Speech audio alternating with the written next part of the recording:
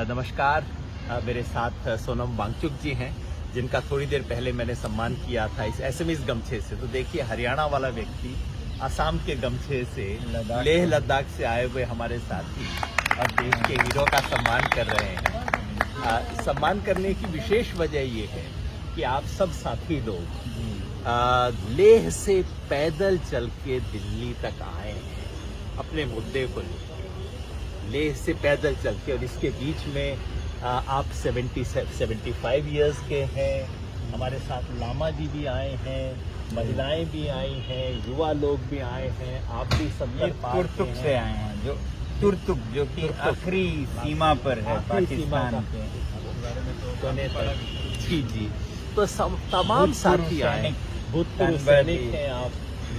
जी, तो बिल्कुल देश के कोने से, बिल्कुल छोर से, चीन पाकिस्तान की सीमा से लगे हुए कोने से ये लोग दिल्ली शहर में आए हैं, देश के दिल पे दस्तक देने आए हैं। और कोई उनकी बात सुन नहीं, मतलब सरकार इनकी बात सुन नहीं रही। तो हम सिर्फ ये कहने आए थे कि सरकार सुने ना सुने, हम आपकी बात सुन रहे हैं। और आप बताइए, देश की जनता को आप अपना कुछ बताना चाहें, आपका संदेश एक साधारण भारतीय को क्या आप समझाना चाह रहे हैं अपने मुद्दे के बारे में, और वो क्या सीखना चाहिए? बहुत बहुत धन्यवाद। हम पैदल चल के आए तो इसलिए कि लद्दाख का और पूरे हिमालय का संरक्षण हो। इसे हम यूज एंड थ्रो की तरह, अन्य वस्तुओं की तरह छोड़ ना दें। ये हमारे पानी का स्रोत है, ये देवों की भूमि है हिमालय, तो इसे बचाए रखें आने वाली पीढ़ियों के लिए भी। और उसके लिए जो भी प्रावधान है संविधान में, उन सब का प्रयोग किया जाए। जो नहीं है नए बनाए जाए बाकी हिमालय के लिए। मगर लद्दाख के केस में 6वां शेड्यूल जो संविधान का है वो संरक्षण करता है ऐसे जनजातियों का, उनकी पर्यावरण का, उनके जमीन का, उनके संस्कृति का, जो कि जनजातीय समुदायों से है। अब लद्दाख में 97% जनजाति है, तो ये 6वां शेड्यूल इसी के लिए बना है। और इसका हमें वचन भी दिया गया था सरकार की तरफ से 2019 और 20 के चुनावों में, तो हम वही वचन याद दिलाने आए हैं। तो मैं देश के लोगों से ये कहूँगा कि ये मत सोचिए कि ये सिर्फ ये सिर्फ जी ये बीजेपी लद्दाख ने आपको वचन दिया था, है? ये जी, उनके चुनावी घोषणा पत्र का हिस्सा था। तो ये ना सोचे कि ये लद्दाख के कुछ मांग कर रहे हैं लोग, क्योंकि हिमालय का संरक्षण पूरे देश के लिए जरूरी है। क्योंकि हिमालय पर आपको मालूम हो ना हो, दुनिया की 1/4 आबादी निर्भर करती है पानी के लिए। पूरा उत्तर भारत और दक्षिण का चीन और तिब्बत निर्भर करता है। अब अगर हम हिमालय के साथ खिलवाड़ करें तो अपने पानी के साथ खिलवाड़ कर रहे हैं, अपने पैरों में कुल्हाड़ी मार रहे हैं। तो ये लद्दाख का संघर्ष पूरे देश का संघर्ष है। अगर आप चाहते हैं आपके बच्चों के जीवन में पानी रहे उपलब्ध, खेती चले, तो अभी से हिमालय के संरक्षण और ऐसे जो प्रावधान नियम हैं वो ना हो तो और राज्यों में लगाए जाएं, ताकि हिमालय को विशेष रूप से संरक्षित किया जाए। तो पहली बात है पर्यावरण की दृष्टि से।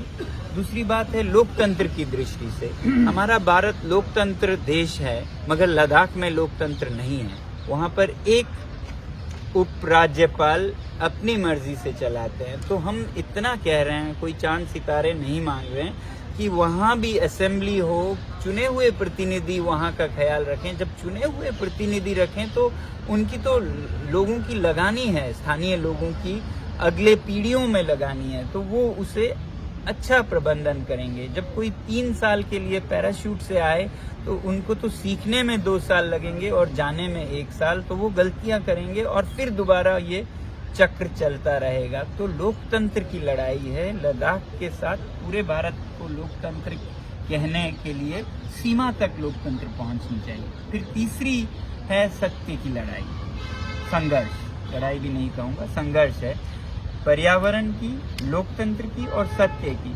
सत्य की इसलिए कि अगर हमारे जो नेता चुनावों में अपने वचन देते हैं घोषणा पत्रों में, उस पर वो कुछ न करें और भूल जाएं चुनाव जीतने के बाद, तो फिर ये सब लोगों में फैलेगा, बच्चों तक में फैलेगा कि आप कुछ भी कह सकते हैं, वादे कर सकते हैं और ना पूरा करें तो ये तो होता ही है। ये तो एक मिसाल बन जाएगा कि आपको कोई वादों पर खरा उतरने की जरूरत, तो देश पूरा चरित्रहीन होगा। आपके कॉरपोरेट्स में, बिजनेसेस में MOUs बनेंगे, उन पर कोई अमल नहीं करेंगे, जब ज़रूरत हो करेंगे, तो पूरा देश जाना जाएगा बेईमानों का देश।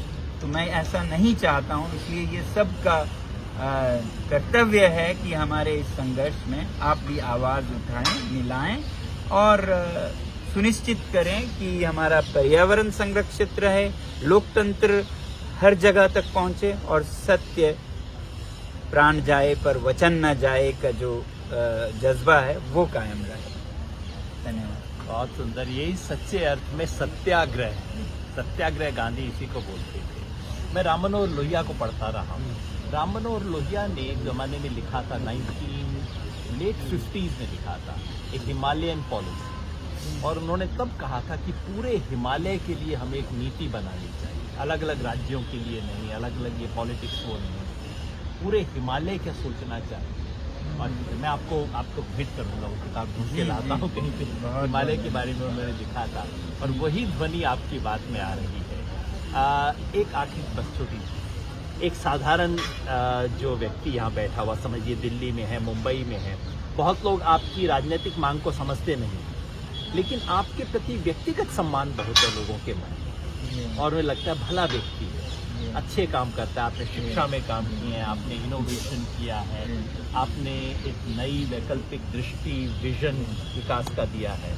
तो जो व्यक्ति आपको व्यक्तिगत रूप से सहानुभूति रखता है, इज्जत रखता है आपकी, वो इस आंदोलन के समर्थन में क्या कर सकता है? हर कोई तो धरने पे बैठ नहीं सकता। आप एक लंबा भूख हड़ताल भी शुरू कर रहे हैं, अनशन शुरू किया है आपने ऑलरेडी। वो तो सोच के ही हम लोगों को डर लगता है, लेकिन कोई साधारण व्यक्ति किस तरह से समर्थन कर सकता है? ऐसा कोई खास तरीका तो नहीं है। अब आप उपवास रख सकते हैं एक दिन का हिमालय के लिए, और वो आप जता सकते हैं जैसे सोशल मीडिया पर, और उन सब से भी ज़्यादा मैं तो ये कहूँगा, आप अपने परिवेश में अपने पर्यावरण का संरक्षण कीजिए, तो मेरे लिए भारत संरक्षित लगेगा जब अपने घर के इर्द गिर्द आप 100 मीटर के दायरे को संरक्षित रखें, साफ रखें, संतुलित रखें। तो अगर सब ऐसा करें तो भारत संरक्षित रहेगा, और हम इसी में खुश हैं। धन्यवाद। और क्या सुंदर विचार है। तो हम सब भारत को संरक्षित रखने के लिए अपने इर्द गिर्द को साफ रखें, और आप अगर प्रस्ताव रखें तो हम पूरे देश में एक दिन का उपवास लोग रखें आपके समर्थन में, लेकिन तारीख आप तय करेंगे। आप सोचिए, अगर ठीक लगे और तो सब लोग उस उपवास के दिन हम सिर्फ खाना कम ना खाएं, बल्कि बिजली भी कम करें, कंजम्पशन भी कम करें, क्योंकि हम लद्दाख से आते हुए हिमालय की बर्बादी देखते आए। लद्दाख के पठार पर सोलर बिजली के लिए सैकड़ों किलोमीटर स्क्वायर जा रहे हैं, उसके साथ हमारे चरवाहों को भी हटाया जाएगा। ये एक सभ्यता खत्म हो जाएगी। और लाहौल में, हिमाचल प्रदेश में नदियां डूब रही हैं, गांव के गांव डूब रहे हैं। पूछते हैं किसके लिए? बिजली के लिए। बिजली किसके लिए? बिजली दिल्ली, चंडीगढ़, लखनऊ के लिए, क्योंकि इतनी बिजली वहाँ तो चाहिए नहीं। और यहाँ आके देखते हैं कि लोग तो बिजली के गुलछर्रे उड़ा रहे हैं, मतलब AC एक चाहिए 4 लगा रखे हैं, और वो भी इतना कि 40 डिग्री में आप में ये बर्बरता है कि 20 डिग्री करके रजाई में सोए हुए हैं। आप 16 डिग्री करके कंबल लेके सोते हैं। तो मैं तो सोचता हूँ क्या कर रहे हो भैया। बिल्कुल अज्ञानता में ही कर रहे हैं शायद। मैं बताना चाहता हूँ कि आपकी अज्ञानता को आप खत्म करें, क्योंकि ये AC में से जो टपकता है वो उन पशु पक्षियों का खून है, उन जनजातीय लोगों का खून है। ये जो पावर आप जाया करते हैं, आप नीड के लिए काफ़ी है, ग्रीड के लिए नहीं है, जैसा गांधी जी ने कहा। तो मैं यहाँ देख रहा हूँ पिछले कई दिनों से कि आप 10% में भी खुशी से रह सकते हैं अगर आप पंखा चलाएं और AC को 30 पे रखें। तो 10% में आप निभा सकते हैं, तो 90% हिमालय बच जाएगा ना।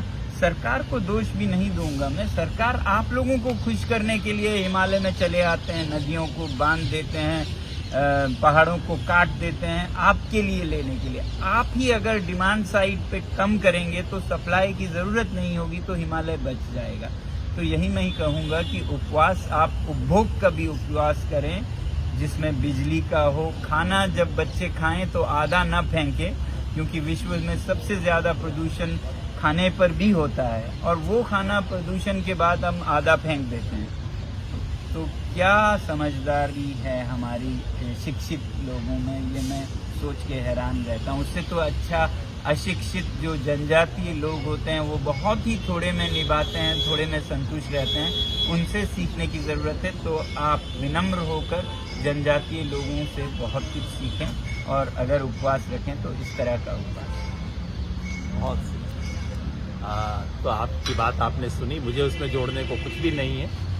बस इस आवाज़ से हम सब लोग जुड़ें, इसी आग्रह के साथ लेह से आए हुए हमारे तमाम साथियों को दोबारा प्रणाम करते हुए, और सच्ची राष्ट्रीय एकता यही है, किसी के दुख दर्द में जुड़ना सच्ची एकता है, बाकी सब कुछ ड्रामा है। धन्यवाद।